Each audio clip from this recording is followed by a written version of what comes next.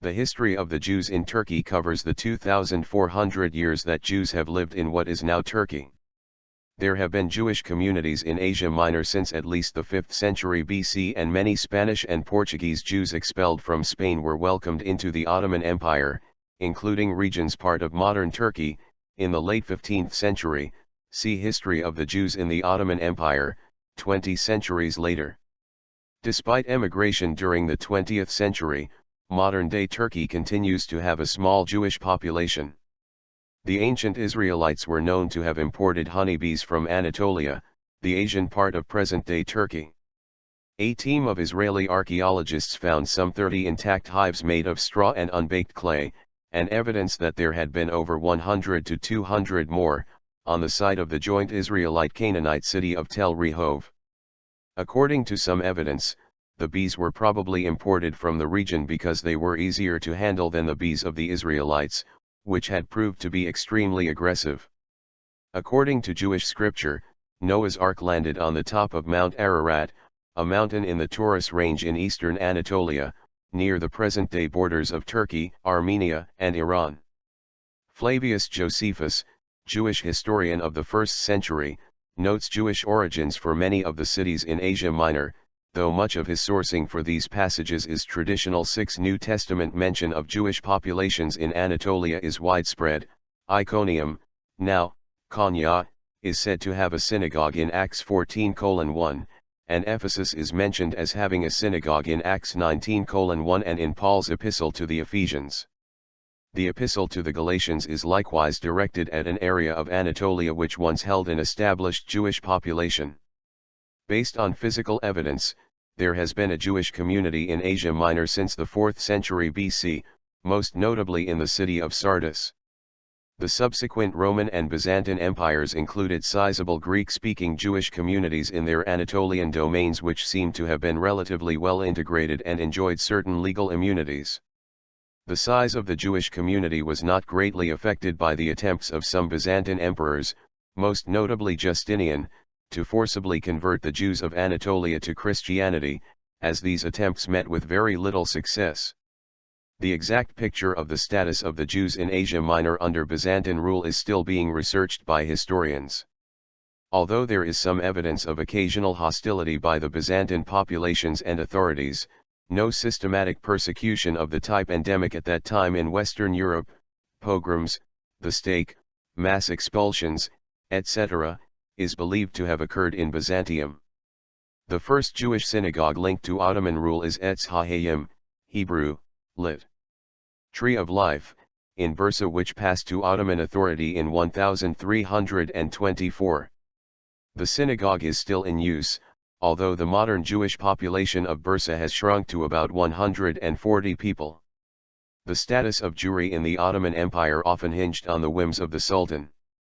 So, for example, while Murad III ordered that the attitude of all non-Muslims should be one of humility and abjection and should not live near mosques or tall buildings or own slaves, others were more tolerant. The first major event in Jewish history under Turkish rule took place after the empire gained control over Constantinople. After Sultan Mehmed II's conquest of Constantinople, he found the city in a state of disarray. After suffering many sieges, a devastating conquest by Catholic Crusaders in 1204 and even a case of the Black Death in 1347, the city was a shade of its former glory. As Mehmed wanted the city as his new capital, he decreed the rebuilding of the city. And in order to revivify Constantinople, he ordered that Muslims, Christians, and Jews from all over his empire be resettled in the new capital. Within months most of the empire's Romaniote Jews, from the Balkans and Anatolia, were concentrated in Constantinople, where they made up 10% of the city's population. But at the same time the forced resettlement, though not intended as an anti-Jewish measure, was perceived as an expulsion by the Jews. Despite this interpretation, however, the Romaniotes would be the most influential community in the empire for a few decades to come, until that position would be lost to a wave of new Jewish arrivals.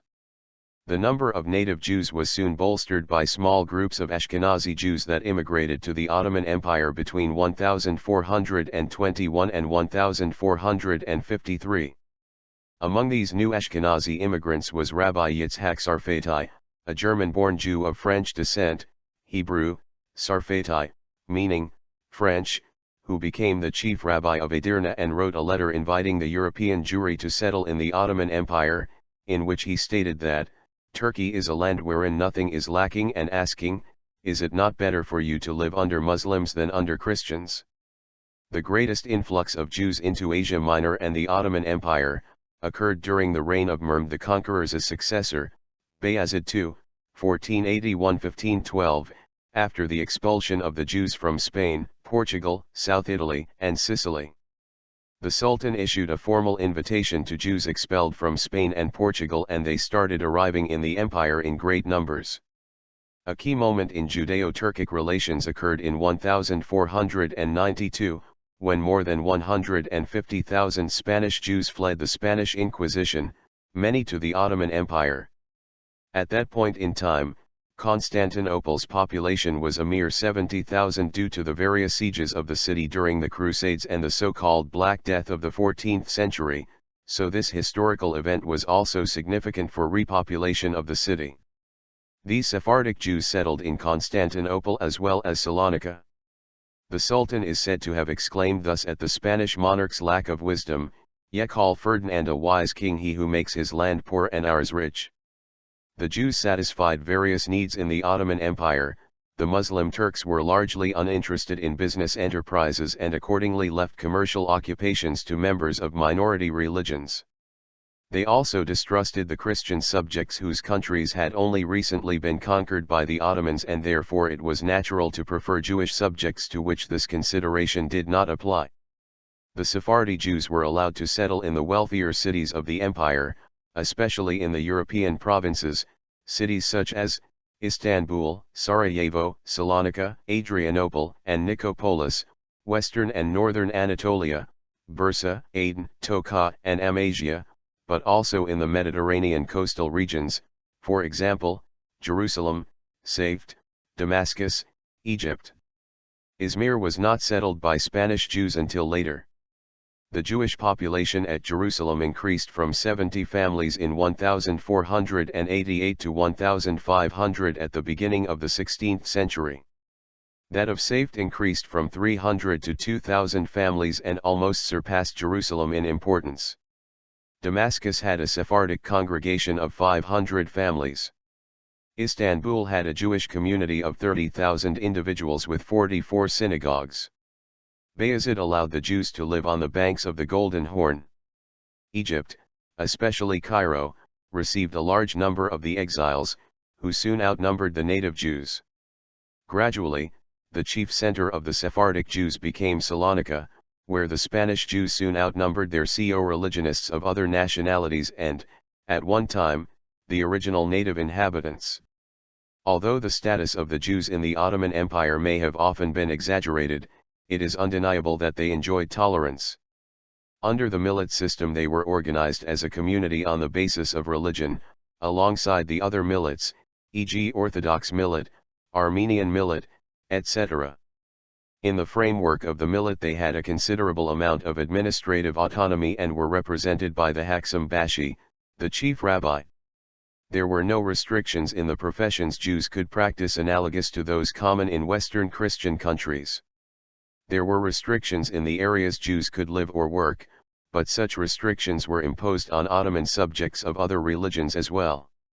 Like all non-Muslims, Jews had to pay the haruk, head tax, and faced other restrictions in clothing, horse riding, army service etc., but they could occasionally be waived or circumvented.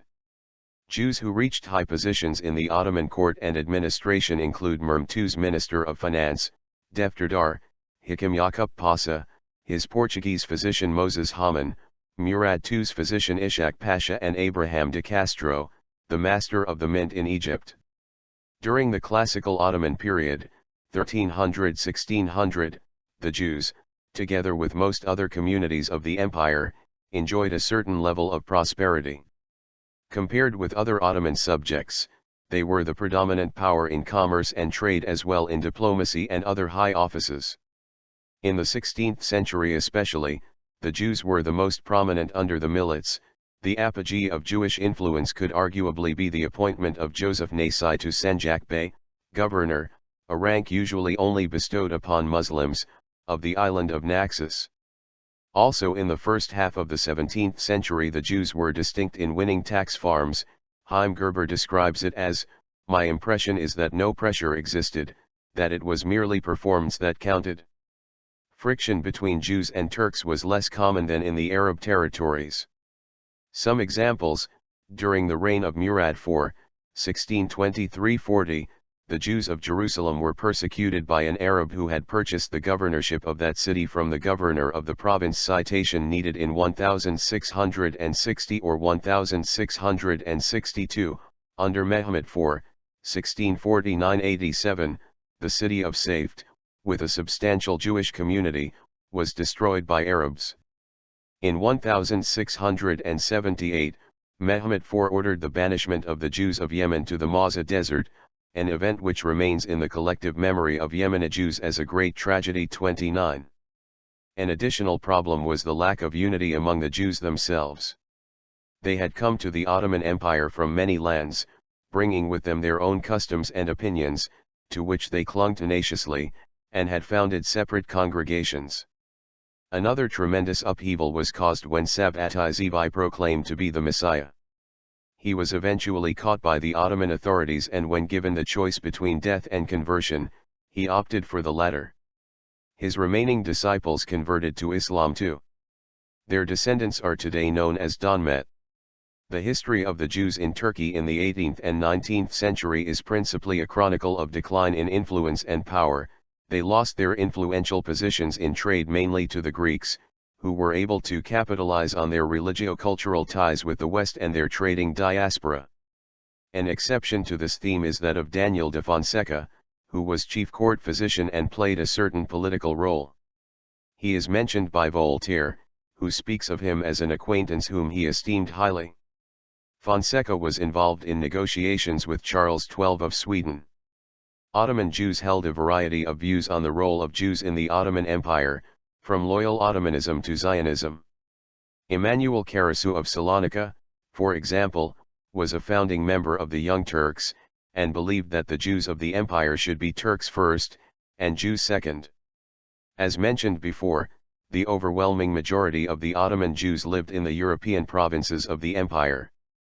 As the empire declined, however, the Jews of these regions found themselves under Christian rule. The Bosnian Jews, for example, came under Austro-Hungarian rule after the occupation of the region in 1878. The independence of Greece, Bulgaria, and Serbia further lowered the number of Jews within the borders of the Ottoman Empire. The Jewish population of Ottoman Empire had reached nearly 200,000 at the start of the 20th century. The territories lost between 1829 and 1913 to the new Christian Balkan states significantly lowered this number. The troubled history of Turkey during the 20th century and the process of transforming the old Ottoman Empire into a nationalist Islamic nation-state after 1923, however, had a negative effect on the size of all remaining minorities, including the Jews. After 1933, a new law put into effect in Nazi Germany for mandatory retirement of officials from non-Aryan race. Thus, the law required all the Jewish scientists in Germany to be fired. Unemployed scientists led by Albert Einstein formed an association in Switzerland. Professor Schwartz, the general secretary of the association, met with the Turkish Minister of Education in order to provide jobs for 34 Jewish scientists in Turkish universities, especially in Istanbul University. However, the planned deportation of Jews from East Thrace and the associated anti-Jewish pogrom in 1934 was one of the events that caused insecurity among the Turkish Jews. The effect of the 1942 Varlık vergisi, wealth tax, was solely on non-Muslims, who still controlled the largest portion of the young republic's wealth. Even though in principle it was directed against all wealthy Turkish citizens, it most intensely affected non-Muslims. The wealth tax is still remembered as a catastrophe among the non-Muslims of Turkey, and it had one of the most detrimental effects on the population of Turkish Jews. Many people unable to pay the exorbitant taxes were sent to labor camps, and in consequence about 30,000 Jews emigrated. The tax was seen as a racist attempt to diminish the economic power of religious minorities in Turkey. World War II. Turkey served as a transit for European Jews fleeing Nazi persecution during the 1930s and 1940s. Even though Turkey remained neutral during World War II, until its symbolic declaration of war on Nazi Germany on February 23, 1945, and officially forbade granting visas to German Jews, individual Turkish diplomats, such as Necdet Kent, Namık Kemal Yalga, Selahattin Ülkümen and Behik Erkan, did work hard to save Jews from the Holocaust. Stanford Shaw claims that Turkey saved 100,000, while another historian Rafat Bali claims Turkey saved 15,000 and another historian Tuvia Frilling, an Israeli expert on the Balkans and the Middle East 20,000. In his book Arnold Reisman accepts a figure of 35,000 comprising 15,000 Turkish Jews from France, and approximately 20,000 Jews from Eastern Europe. A memorial stone with a bronze epitaph was inaugurated in 2012, as the third of individual country memorials, after Poland and the Netherlands, at the Bergen-Belsen concentration camp for 8 Turkish citizens killed during the Nazi regime in the said camp. The Turkish ambassador to Berlin, Hüseyin Avni Karslıoğlu stated in an inauguration speech that Germany set free 105 Turkish citizens, held in camps, after a mutual agreement between the two countries, and these citizens returned to Turkey in April 1945, although there is no known official record for other Turkish Jews who may have died during the Holocaust in Nazi Germany. According to Rafat Bali, Turkish authorities bear some responsibility for the Struma disaster, killing about 781 Jewish refugees and 10 crew, due to their refusal to allow the Jewish refugees on board to disembark in Turkey. William Rubinstein goes further, citing British pressure on Turkey not to let Struma's passengers disembark, in accordance with Britain's White Paper of 1939 to prevent further Jewish immigration to Palestine. Emigration from Turkey to Israel. When the Republic of Turkey was established in 1923, Aliyah was not particularly popular amongst Turkish Jewry. Migration from Turkey to Palestine was minimal in the 1920s. As in other Muslim-majority countries, discrimination later became the main push factor that encouraged emigration from Turkey to Palestine. Between 1923 and 1948, approximately 7,300 Jews emigrated from Turkey to Mandatory Palestine. After the 1934 Thrace pogroms following the 1934 Turkish resettlement law, immigration to Palestine increased. It is estimated that 521 Jews left for Palestine from Turkey in 1934 and 1,445 left in 1935. Immigration to Palestine was organized by the Jewish Agency and the Palestine Aliyah Anor organization. The Varlık Vergisi, a capital tax which occurred in 1942, was also significant in encouraging emigration from Turkey to Palestine. Between 1943 and 1944, 4,000 Jews emigrated. The Jews of Turkey reacted very favorably to the creation of the State of Israel. Between 1948 and 1951, 34,547 Jews immigrated to Israel, nearly 40% of the Jewish population at the time. Immigration was stunted for several months in November 1948, when Turkey suspended migration permits as a result of pressure from Arab countries. In March 1949, the suspension was removed when Turkey officially recognized Israel, and emigration continued, with 26,000 emigrating within the same year. The migration was entirely voluntary, and was primarily driven by economic factors given the majority of emigrants were from the lower classes. In fact, the migration of Jews to Israel is the second largest mass emigration wave out of Turkey, the first being the population exchange between Greece and Turkey. After 1951, emigration of Jews from Turkey to Israel slowed materially. In the mid-1950s, 10% of those who had moved to Israel returned to Turkey. A new synagogue, the Neve Salam, was constructed in Istanbul in 1951. Generally, Turkish Jews in Israel have integrated well into society and are not distinguishable from other Israelis. However, they maintain their Turkish culture and connection to Turkey, and are strong supporters of close relations between Israel and Turkey. On the night of 6-7 September 1955, the Istanbul pogrom was unleashed. Although primarily aimed at the city's Greek population, the Jewish and Armenian communities of Istanbul were also targeted to a degree. The damage caused was mainly material. A complete total of over than 4,000 shops and 1,000 houses belonging to Greeks, Armenians, and Jews were destroyed. It deeply shocked minorities throughout the country.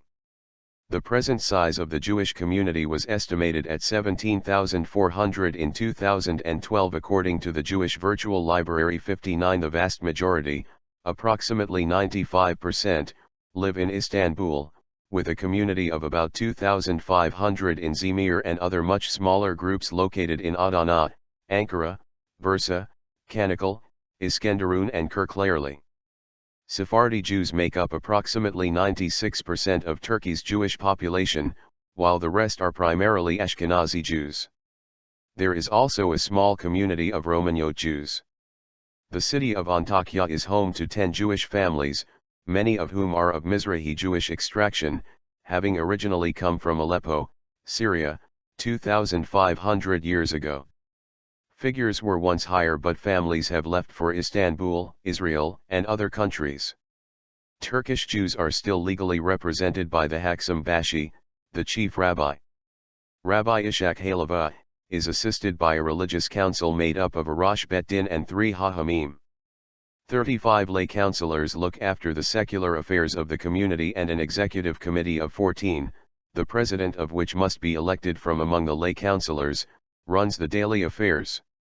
In 2001, the Jewish Museum of Turkey was founded by the Quincentennial Foundation, an organization established in 1982 consisting of 113 Turkish citizens, both Jews and Muslims, to commemorate the 500th anniversary of the arrival of the Sephardic Jews to the Ottoman Empire.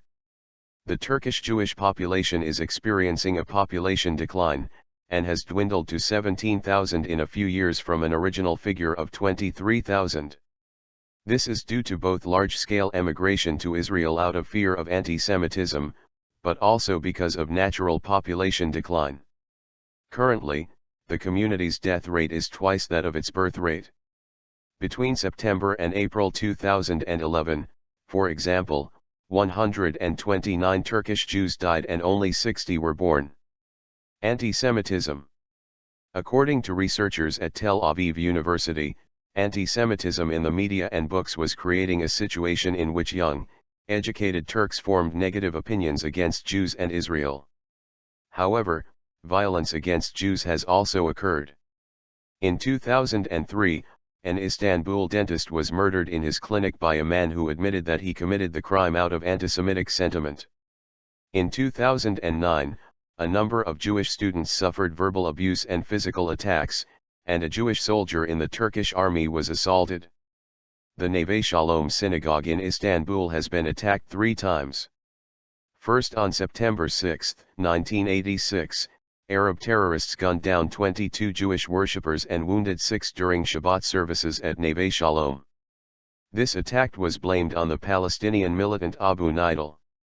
The synagogue was hit again during the 2003 Istanbul bombings alongside the Beth Israel synagogue, killing 20 and injuring over 300 people, both Jews and Muslims alike.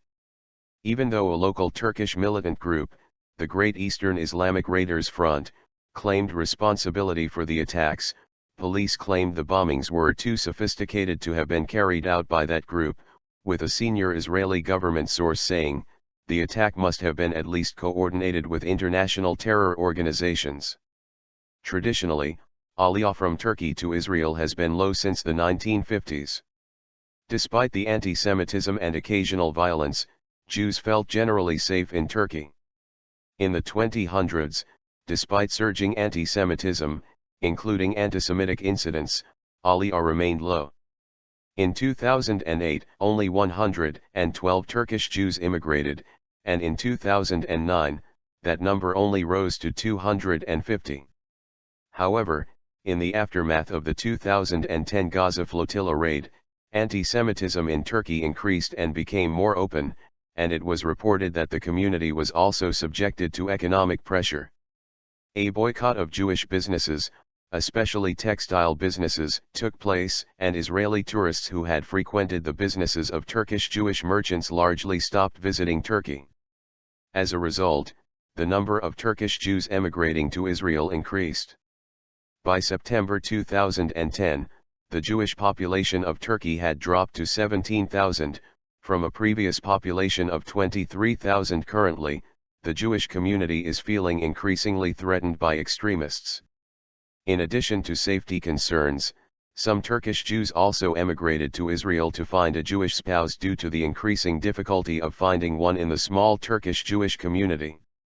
In 2012, it was reported that the number of Jews expressing interest in moving to Israel rose by 100%.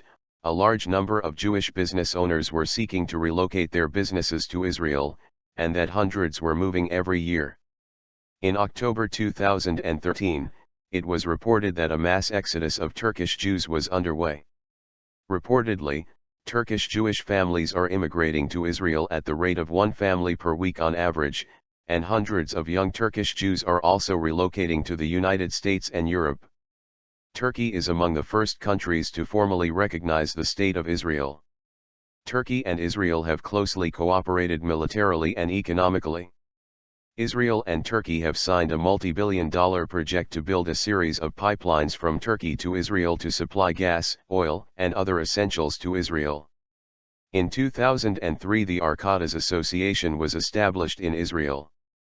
The Arkadas Association is a Turkish Jewish cultural center in Yehud, aiming to preserve the Turkish Jewish heritage and promote friendship, Arkadas being the Turkish word for friend, between the Israeli and Turkish people.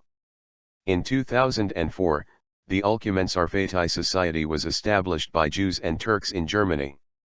The society, named after Selahattin Ülkümen and Yitzhak Sarfati, aims to promote intercultural and interreligious dialogue and wants to inform the public of the centuries of peaceful coexistence between Turks and Jews.